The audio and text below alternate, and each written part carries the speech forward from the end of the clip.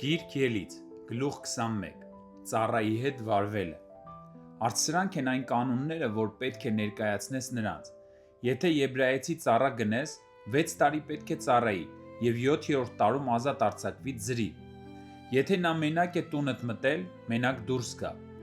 Եթե նրա տերն է նրան կին տվել և կինը նրան որդիներ ու աղջիկներ է ծնել, կինն ու նրա զավակները տիրոջը կմնան, իսկ ինքը մենակ դուրս կգա։ Բայց եթե ծառան բացահայտ ասելու լինի, թե ես սիրում եմ իմ տիրոջը, իմ կնոջը և երեխաներին, չեմ ուզում ազատ արձակվել, այն ժամանակ նրա տերը թող նրան տանի դատավորների մոտ և նրան մոտեցնի դռանը կամ դռան դիմքին, և նրա տերը թող նրա ականջը հերյունով ծակի, և նա նրան ծառա կլինի հավիտյան։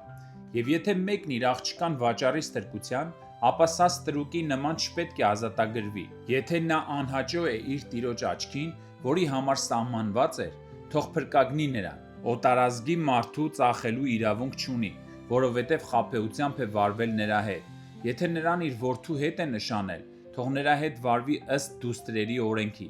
Եթե իր համար ուրիշ կին առնի, նրա ուտելիքը, հանդերձանքը և մերձավորությունը չկտրի։ Եվ եթե այս 3 բանը չանի, այդ դեպքում նա առանց փողի ազատ արձակվի։ Մարդ խփող սպանողն ինքն էլ այդպես պետք է մեռնի։ Իսկ եթե դիտմամբ չի արել, այլ Աստված է գցել նրա ձեռքը, այն ժամանակ ես քեզ համար մի տեղ եմ սահմանելու, որ նա փախչի այնտեղ։ Բայց եթե մեկն իր դրածու դեմ ոխ ունենա և նրան նենգությամբ սպանի, իմ զոհասեղանից անգամ կառնես նրան, որ նա մեռնի։ Իր հորը կամ մորն սպանողն անպայման պետք է սպանվի։ Նա, ով մարդ է գողանում ու ծախում, կամ եթե իր մոտ գտնեն նրան, նա անպայման պիտի մեռնի։ Եվ իր հորը կամ մորն անիծողը անպայման պետք է սպանվի։ Եվ եթե մարդիկ միմյանց հետ վիճում են, և մեկը մյուսին քարով կամ բռունցքով հարվածի, և սա չմեռնի, այլ անկողին ընկնի, եթե վեր կենալուց հետո գավազանով ման գա, խփողն անպատիժ թող մնա։ Միայն նրա անգործության մատնվելու ժամանակի համար թող վճարի և կատարելապես առողջացնի։ Եվ եթե մեկը գավազանով իր ծառային կամ իր աղախնին խփի, և սա նրա ձեռքի տակ մեռնի, անպայման պետք է վրեժ առնվի նրանից։ Իսկ եթե 1 կամ 2 օր ապրի, վրեժխնդրության չի ենթարկվի, որովհետև դա նրա դրամով է գնված։ Եթե մարդիկ կռվեն և հղի կնոջը խփելով նրա երեխան վիժեցնեն, բայց իրեն վնաս չլինի, նա անպայման պետք է պատժվի, ըստ այդ կնոջ ամուսնու նրա վրա դրված տույժի և դատավորների որոշման համաձայն վճարի։ Իսկ եթե մի վնաս լինի, կյանքի տեղ կյանք պետք է տաս։ Աչքի տեղ աչք, ատամի տեղ ատամ, ձեռքի տեղ ձեռք, ոտքի տեղ ոտք, այրվածքի տեղ այրվածք, վերքի տեղ վերք, հարվածի տեղ հարված։ Եվ եթե մեկը խփի իր ծառայի աչքին կամ իր աղախնի աչքին ու կուրացնի, նրա աչքի փոխարեն պետք է ազատ արձակի նրան։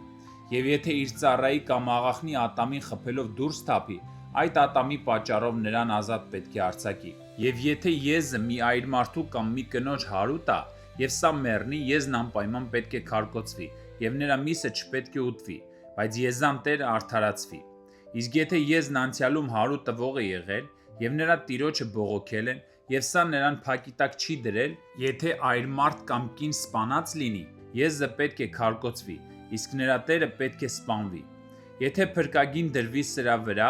սա իր անձի ազատության համար, ինչ որ իր վրա դրվի, պետք է վճարի։ Եվ եթե եզը մի տղայի կամ աղջկա հարուտ է, նույն դատաստանը սրան պետք է լինի։ Եթե եզը մի ստրուկի կամ ստրկուհու հարուտ է, սրանց տիրոջը 30 սիկլ արծաթ պետք է տա,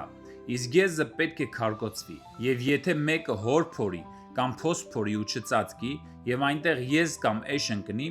փոսի տերը պետք է տուժի և սրանց տիրոջը փող պետք է տա, իսկ սատկածն իրենը լինի։ Եվ եթե մեկի եզը դրածու եզին հարուտ է և սպանի, ողջ եզանը ծախեն և փողը բաժանեն։ Իսկ եթե իմացվի, որ եզն անցյալ ժամանակներից հարուտ տվող է եղել, և նրա տերը նրան փակի տակ չի դրել, անպայման եզան տեղ եզով պետք է հատուցի, իսկ սատկածն իրենը լինի։